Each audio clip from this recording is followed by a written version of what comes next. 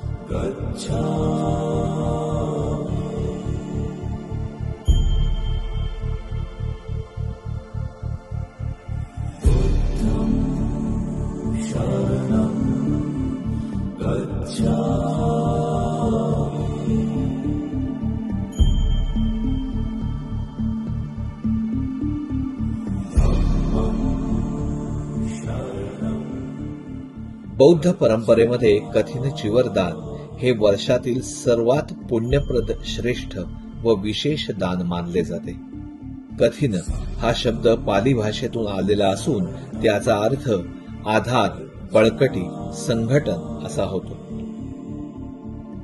कथिन चिवरदान हा फक्त एक धार्मिक विधी नसून संघ समाज एकत्र आणणारा, करुणा आणि दानशीलता वाढवणारा आणि पुण्य संचय करणारा असा हा एक सोहळा आहे. पावसाळ्यातील 3 महिन्यांचा वर्षावास पूर्ण करून भिक्खू संघाला नवीन चिवर म्हणजेच वस्त्र अर्पण करण्याची परंपरा आहे.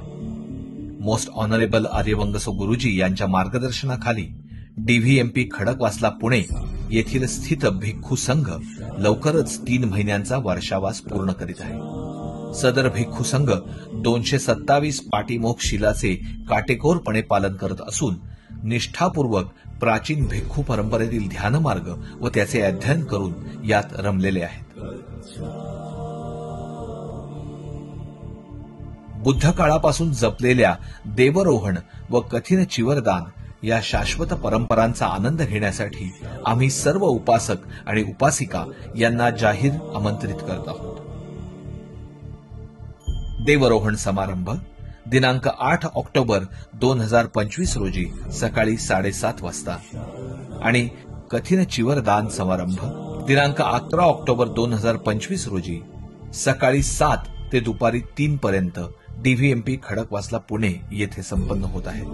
या कार्यक्रमांसाठी आपली उपस्थिती प्रार्थनीय आहे. गौतम बुद्धांच्या कार्यकालापासून म्हणजेच जवळपास 2500 वर्षांपासून उपासक आणि उपासिका यांनी या पवित्र परंपरांचं पालन केलं आहे आणि करतही आहेत. आपणही या दिव्य सोहळ्यात सहभागी होऊन थेट गौतम बुद्धांच्या काळातील परंपरेशी जोडले जाऊया आणि आपल्या श्रद्धेला अधिक बळकट करूया.